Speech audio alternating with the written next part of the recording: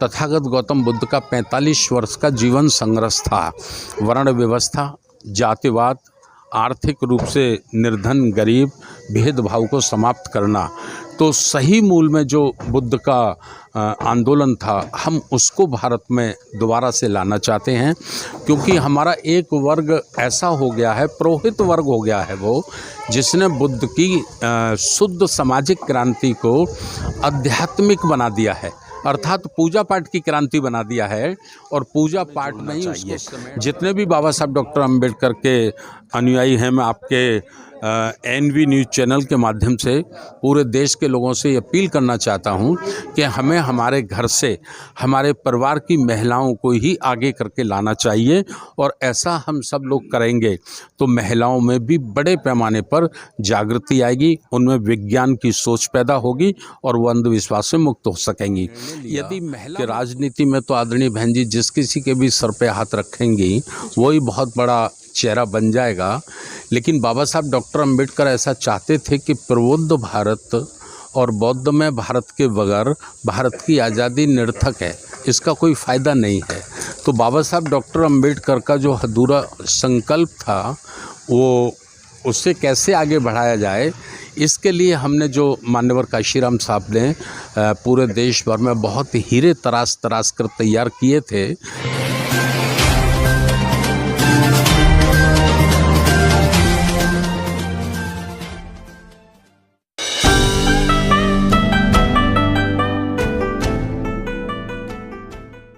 नमस्कार, आप देख रहे हैं NV न्यूज़ 24/7 नीलम बौद्ध के साथ। और आज हूँ मैं मध्य प्रदेश के सांची में। जी हाँ, वही सांची जो महाकारुणिक तथागत बुद्ध के साथ साथ जिस तरह से सम्राट अशोक रहे, उन्होंने यहाँ पर बहुत बड़े स्तर पर धर्म को प्रचारित व प्रसारित करने का काम किया है। और सांची में ही जो स्तूप बने हुए हैं, वहाँ पर जो सम्राट अशोक के पुत्र और पुत्री रहे, उन्होंने भी बौद्ध धर्म की दीक्षा लेकर बाहर विदेशों में जाकर धर्म को प्रचारित व प्रसारित करने का काम किया। लेकिन इसी कड़ी में आज मेरे साथ में जाने माने, मैं पहले तो थोड़ा परिचय देना चाहूँगी, नेता कहूँ या समाज सेवक कहूँ या धर्म प्रचारक कहूँ, तीनों में से किसकी संज्ञा दूँ समझ में नहीं आ रहा। लेकिन वर्तमान की अगर मैं बात करूँ तो धर्म को गति देने वाले मेरे साथ में धर्म प्रकाश भारती जी हैं, जो कि राष्ट्रीय बौद्ध महासभा के तहत बहुत अच्छे तरीके से धर्म को प्रचारित और प्रसारित करने का काम कर रहे हैं। और जिस तरह से सम्राट अशोक ने पूरे भारत देश के साथ साथ जो अन्य देश हैं, वो भी बहुत बड़े स्तर पर धर्म को फैलाने का काम किया। और इसी कड़ी में जिस तरह से बौद्ध धर्म प्रकाश जी काम कर रहे हैं, तो पहले तो जब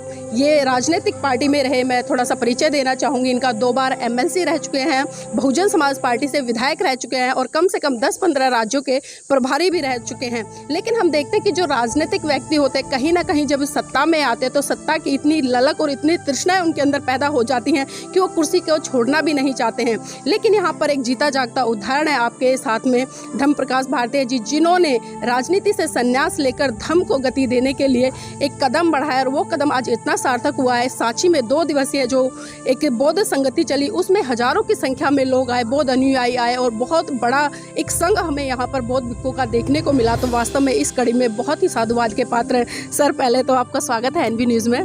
धन्यवाद। हाँ सर, जानना चाहूँगी राजनीति से धर्म की दिशा किस तरह बदली? दरअसल मेरी जो शुरुआत थी वो 1980 में बामसेफ के माध्यम से थी। मान्यवर काशीराम साहब से मैं प्रभावित था और वही मेरे गुरु थे। तो उनकी जो सोच थी, वो महापुरुषों का जो रुका हुआ आंदोलन था, सामाजिक परिवर्तन का, आर्थिक परिवर्तन का, राजनीतिक परिवर्तन का। तो उसी में मैंने लगभग 35 वर्ष फुल टाइम काम किया। बहन कुमारी मायावती जी का बहुत बड़ा आशीर्वाद रहा, वो मुझे 2 बार MLC बनाई, 3 बार की सरकारों में राज्य मंत्री रहा। जैसा आपने कहा, मैं कई प्रदेशों में प्रभारी रहा। लेकिन मैंने देखा कि धीरे धीरे मैं अध्ययन करते करते इस नतीजे पर पहुंचा कि भारत में जो हमारा मुख्य संघर्ष है, वो राजसत्ता का नहीं है, वो राजसत्ता का नहीं है, वो संस्कृति का है। संस्कृति अर्थात हमारे देश में 2 ही संस्कृति काम करती हैं। एक ब्राह्मण संस्कृति, जिसको हम लोग कहते हैं मनुवादी व्यवस्था, दूसरी है श्रमण संस्कृति, जिसको हम कहते हैं अम्बेडकरवादी व्यवस्था। तो हमारा जो समाज है भारत में, भारत के 140 करोड़ लोग अंधविश्वास में और पाखंड में उलझे हुए हैं। तो जब तक भारत के 150 करोड़ लोग पाखंड से और अंधविश्वास से बाहर नहीं निकलते, तब तक हम अपने देश को ना तो मजबूत बना सकते हैं, ना अखंड बना सकते हैं, ना पुनः विश्व गुरु बना सकते हैं।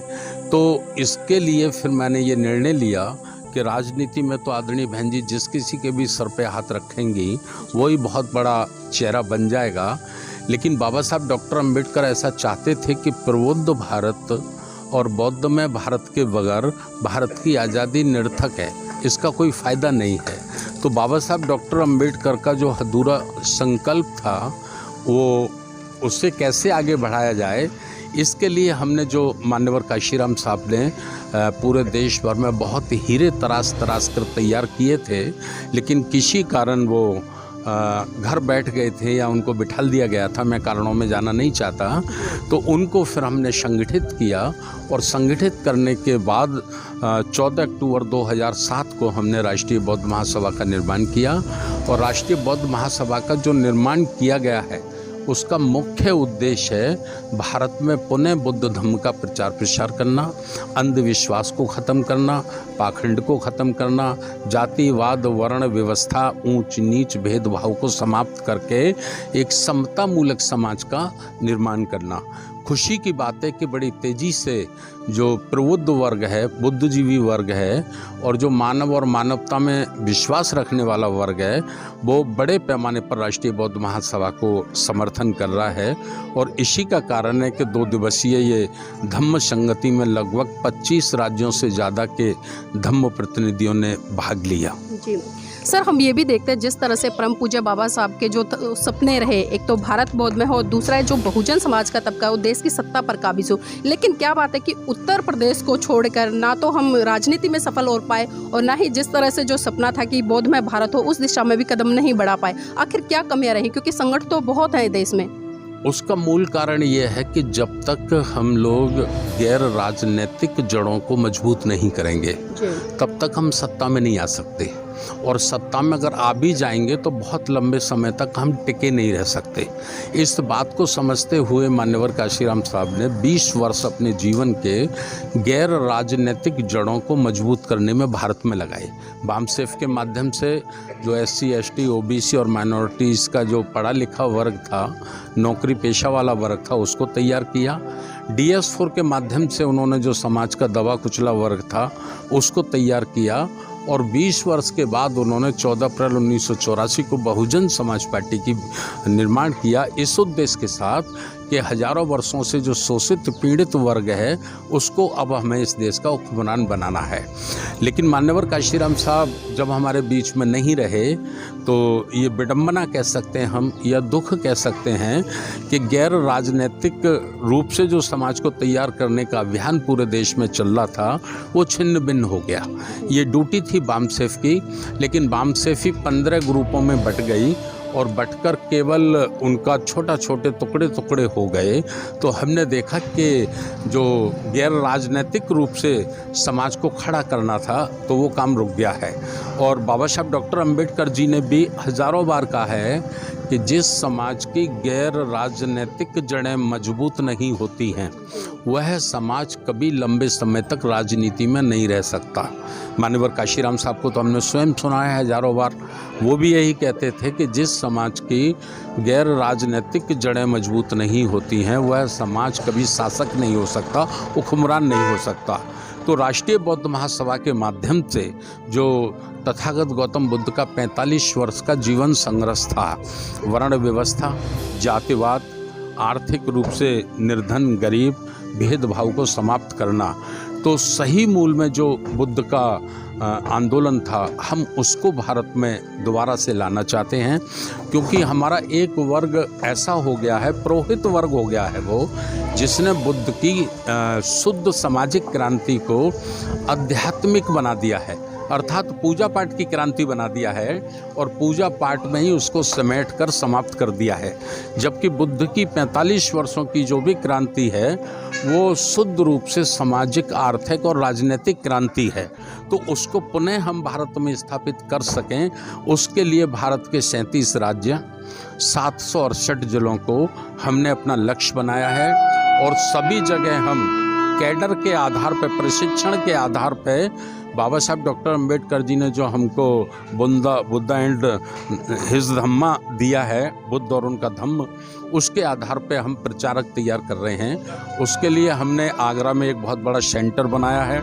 बौद्ध गया में हम सेंटर बनाने वाले हैं, ज़मीन खरीद ली है और जगह जगह हम लोग ऐसा काम करते हैं। 10 मई से 20 मई को हम लोगों ने ऊधम सिंह नगर में 200 युवाओं का 10 दिन का प्रशिक्षण शिविर रखा है, जिसमें 18 वर्ष से 25 वर्ष के युवा और युवती ही भाग लेंगे। तो राष्ट्रीय बौद्ध महासभा का मुख्य उद्देश्य है इस देश में सामाजिक परिवर्तन, आर्थिक परिवर्तन, राजनीतिक परिवर्तन। जो नैतिक चरित्रवान लोग हैं उनके हाथों में देश का कारोबार होना चाहिए।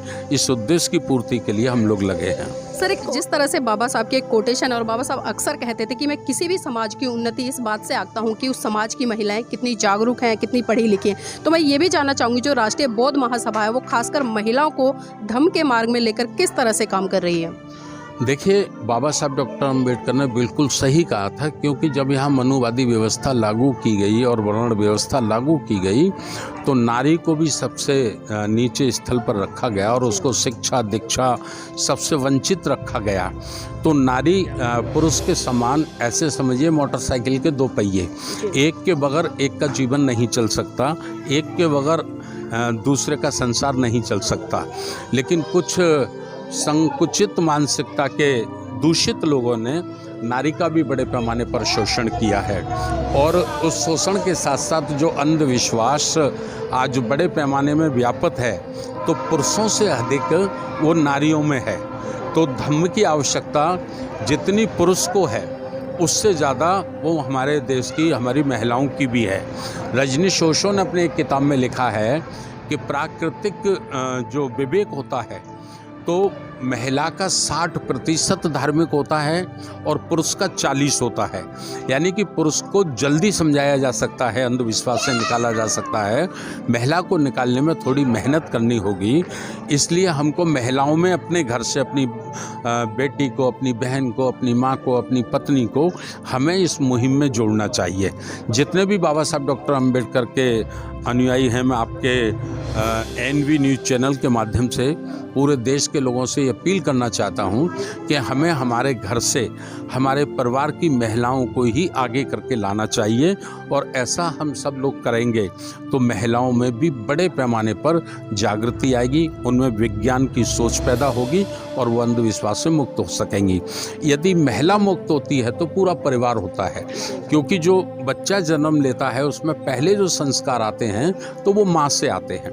माँ जो भाषा बोलती है वही बच्चा बोलता है, माँ के जो संस्कार होते हैं वही बच्चे में विरासत के रूप में आते हैं। तो नारी को, महिला को सबसे पहले तैयार करना भी राष्ट्रीय बौद्ध महासभा का उद्देश्य है।